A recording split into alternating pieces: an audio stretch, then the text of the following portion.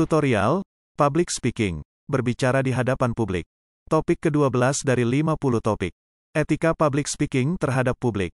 Pada waktu kita melakukan public speaking, yang menjadi tujuan utama adalah publik, maka selayaknya lah kita menunjukkan bahwa kita menghargai kehadirannya, kesediaannya untuk mendengarkan apa yang kita sampaikan, kepercayaannya pada kita untuk mendiskusikan sesuatu bersamanya, dan waktu yang telah disediakan.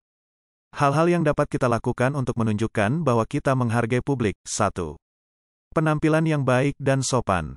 Pada waktu kita datang ke tempat acara dan masuk ke ruangan, yang pertama kali dilihat oleh publik atas diri kita adalah penampilan. Penampilan seorang pembicara menunjukkan sikapnya terhadap publik dan pihak pengundang atau tuan rumah. Apakah respek dan hormat pada mereka dan acara yang diadakan, atau menganggapnya tidak penting. Karena bila pembicara menghargai pengundang dan publik, pasti dia akan memperhatikan caranya berbusana dengan menyesuaikan dengan acara dan publik. Misal, bila kita diundang untuk menjadi moderator untuk memandu sebuah acara talk show dan yang menjadi narasumber adalah grup band slang, maka tata busana yang kita kenakan sebaiknya kasual karena biasanya slang mengenakan busana yang santai dan fans mereka yang menjadi publik di sini juga menyesuaikan gaya penampilan mereka dengan idolanya. Lain halnya bila yang diwawancarai kelompok hand changcuter, tentunya kita harus mengenakan busana kasual yang lebih trendy dan fashionable karena mereka pun tampil dengan gayanya yang trendy. Kita tidak perlu berpenampilan sama persis seperti mereka tapi paling tidak senada dengan gaya mereka sehingga nyaman dilihat oleh publik. Contoh lain bila kita diminta untuk menjadi moderator dalam acara seminar publik dengan narasumbernya adalah pimpinan dari beberapa perusahaan besar dan praktisi humas, maka busana yang kita kenakan harus formal. Atau seorang kepala sekolah mengenakan kemeja batik dan celana panjang dengan warna yang serasi dilengkapi dengan sepatu pantofel yang disemir mengkilat waktu menyampaikan pidato tentang memperingati Hari Pendidikan Nasional di hadapan para murid. Pastinya tampilan dan apa yang disampaikan oleh kepala sekolah sangat berkesan bagi para murid sekolah. Penampilan penting untuk menciptakan kesan pertama yang positif. 2. Sikap dan gerak-gerik tubuh. Sikap dan gerak-gerik tubuh mencerminkan apa yang kita pikirkan dan rasakan. Seorang yang sedang grogi, merasa tidak nyaman di hadapan publik akan terlihat melalui bahasa tubuhnya. Misal tidak berani menatap publik, garuk-garuk, pegang rambut, menunduk, atau gerakan-gerakan yang tidak terkontrol lainnya. Itulah sebabnya di seorang pembicara harus dapat mengatasi demam panggung yang dirasakan agar tidak terbaca oleh publik. Tunjukkan bahwa kita memiliki etika dalam menghadapi publik melalui sikap dan gerak-gerik yang sopan. Yang harus diingat bahwa seorang pembicara mentransfer emosinya terhadap publik, maka sudah sewajarnya lah bila kita harus menjaga bahasa tubuh dengan sebaik-baiknya. 3. Tata bahasa sopan. Gunakan bahasa yang baik dan sopan. Bahasa yang baik adalah bahasa yang mudah dimengerti oleh publik dan bahasa yang sopan berarti tidak menggunakan kata-kata kasar yang membuat publik merasa tidak nyaman, tersinggung atau direndahkan. Selain itu, di luar kegiatan resmi, pembicara seringkali harus mengisi waktu untuk bersosialisasi dengan publik, untuk menunjukkan bahwa kita menghargai mereka. Perhatikan topik-topik pembicaraan atau topik diskusi, jangan pernah mendiskusikan sesuatu yang membuat publik atau rekan bicara menjadi tidak nyaman, malah atau tidak percaya diri. Topik-topik yang aman untuk didiskusikan selain topik bisnis atau pekerjaan adalah topik-topik yang membuat publik atau rekan bicara senang berbicara dengan kita dan pembicaraan berkembang ke arah yang positif. Misal, 1. Membicarakan tentang lalu lintas, kemacetan di jalan raya, khususnya kota Jakarta, yang semakin hari semakin padat dan tidak bisa ditebak membuat kita harus lebih pandai untuk mengatur waktu, khususnya bila ingin memenuhi janji dengan relasi. Atau menanyakan kepada rekan bicara apakah mengalami kemacetan waktu berangkat menuju ke lokasi di mana kita bersama-sama pada waktu ini, apakah tadi kena macet waktu menuju ke sini. 2. Membahas tentang cuaca, sehubungan dengan pemanasan global, akhir-akhir ini cuaca tidak menentu. Ada kalanya panas sekali dan tiba-tiba hujan deras. Bahkan suhu udara bisa mencapai 37 derajat Celcius. Bila pertemuan dilakukan di luar kota, biasanya topik ini baik untuk didiskusikan. Bagaimana dengan cuaca di Yogyakarta? Apakah masih banyak hujan? Di Jakarta akhir-akhir ini cuacanya tidak bisa ditebak. Ada kalanya panas dan tiba-tiba hujan deras. 3. Lingkungan hidup, seperti ikan paus adalah binatang yang sudah mulai langka dan dilindungi. Bila ada berita tentang ikan paus yang terdampar di pantai, maka cerita ini dapat didiskusikan secara menarik. 4. Tempat pariwisata dan kulinernya. Banyak sekali tempat pariwisata yang indah di Indonesia dan di dunia. Kita dapat bertanya pada rekan bicara tentang tempat pariwisata yang pernah dikunjunginya dan merupakan tempat yang indah. Lalu kita dengarkan apa yang disampaikan dan kita juga bisa berbagi dengan menceritakan tempat-tempat indah yang pernah kita kunjungi. Menanggapi secara positif apa yang diceritakan oleh rekan bicara akan membuat hubungan dengan publik menjadi lebih baik.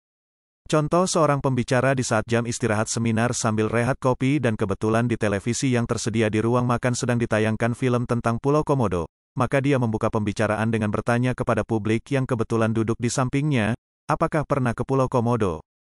Dan dari situ bergulirlah pembicaraan yang menarik dan menyenangkan. 5. Film, musik, buku-buku populer.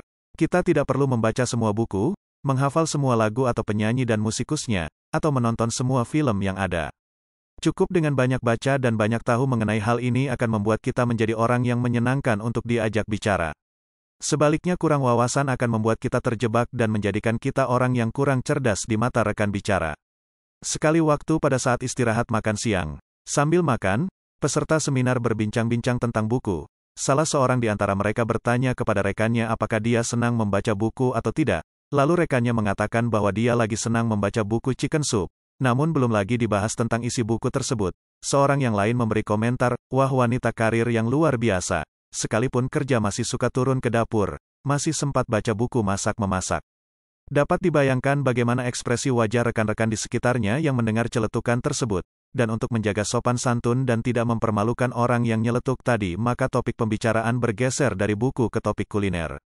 Karena Chicken Soup adalah buku yang berisi tentang cerita-cerita pendek yang mengandung nilai moral, empati, etika, kepribadian yang sederhana, ringan untuk dibaca tapi bisa membuat pembacanya belajar untuk menata kembali hidupnya atau mengembangkan dirinya melalui cerita-cerita tersebut. 6. Olahraga. Kita tidak perlu menyukai atau melakukan semua kegiatan olahraga yang ada. Cukup banyak tahu dan banyak baca akan membuat kita bisa berdiskusi dengan baik. 7. Hobi juga merupakan topik yang aman dan menarik untuk didiskusikan. Setiap orang pasti punya hobi dan biasanya senang untuk berbagi mengenai pengalaman melalui hobinya tersebut. Bila ada topik yang aman untuk dibicarakan, ditanyakan dan didiskusikan, maka ada topik-topik yang sebaiknya dihindari untuk ditanyakan atau didiskusikan dengan publik.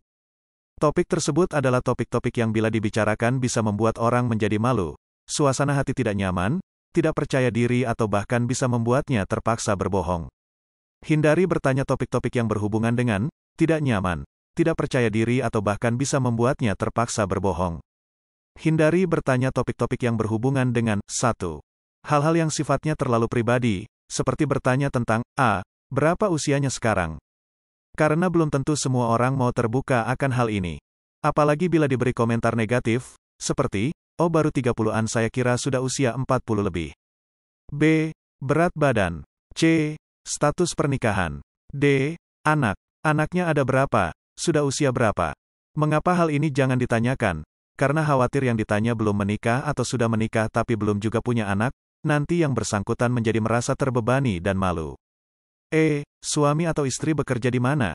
Dapat kita bayangkan bila ternyata suami atau istrinya baru saja kena PHK akibat tempatnya bekerja mengalami kebangkrutan, bukankah hal ini membuatnya sedih dan merasa terbebani? F. Fisik. Bila kita melihat rekan bicara atau publik yang memiliki fisik yang menurut kita kurang sempurna atau cacat, sebaiknya bersikap biasa saja, perlakukan dan memandang padanya dengan cara normal seakan-akan tidak ada masalah dengan dirinya, tidak perlu bertanya, misal, kenapa kakinya bisa diamputasi? Atau bila kita melihat fisik seseorang yang sepertinya hasil operasi plastik, tidak perlu ditanyakan apalagi dikomentari.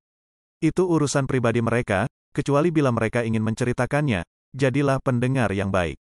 2. Uang dan nilai ekonomis barang milik seseorang, seperti menanyakan tentang gaji, berapa gajinya, berapa komisi yang diperoleh bulan ini, dapat bonus atau THR berapa bulan gaji, wah tasnya bagus sekali, merek apa, beli di mana, dan berapa harganya, wow, ini pasti dasinya mahal sekali ya. 3. Hal yang berhubungan dengan suku, agama, ras, sara. Biasanya orang sering bertanya, asalnya dari mana? Pertanyaan seperti ini memang baik-baik saja untuk dijawab, tapi sebenarnya masih banyak hal lain yang dapat dibicarakan. Dan mengenai sara ini sebaiknya tidak didiskusikan, karena, mungkin saja bagi seseorang membicarakan agamanya adalah hal yang biasa, tapi belum tentu bagi orang lain. Karena kalau salah bicara akan mengakibatkan hubungan yang kurang baik dan juga persepsi yang kurang baik tentang kita. 4. Gosip. Hindari bergosip, karena bagaimanapun juga gosip berarti beritanya belum pasti, jadi sebaiknya hindari pembicaraan yang tidak pasti sumber dan isi beritanya. Kecuali bila kita membicarakan gosip yang sudah beredar di masyarakat karena sudah diberitakan melalui media massa atau infotainment, boleh saja dibicarakan sebagai selingan. Miliki wawasan yang luas, mau menjadi pendengar yang baik, pikirkan sebelum bicara atau bertanya kepada publik, apakah pertanyaan ini perlu dan pantas ditanyakan atau tidak. Dengan lebih berhati-hati kita bisa membuat hubungan yang baik dengan publik dan disenangi oleh mereka. Demikianlah materi topik ke-12 tutorial Public Speaking. Channel ini membantu masyarakat umum menambah wawasan, dan membantu mereka yang sedang atau ingin kuliah di perguruan tinggi manapun di Indonesia. Ratusan video tutorial S1 Ilmu Hukum, S1 Ilmu Pemerintahan, S1 Ilmu Komunikasi, S1 Ilmu Manajemen, S1 Ilmu Administrasi dan lainnya disajikan. Video tutorial dituturkan dan disubtitelkan agar dapat ditonton, dibaca sambil didengarkan. Jangan khawatir jika tidak langsung paham. Untuk pemahaman yang lebih baik, putar dan dengarkan video tutorial berulang-ulang. Subscribe dan like, agar Anda mendapatkan update tutorial lainnya. Bagikan juga link video ini, agar teman lain juga mendapatkan manfaat channel ini. Sekian dan terima kasih. Sampai jumpa.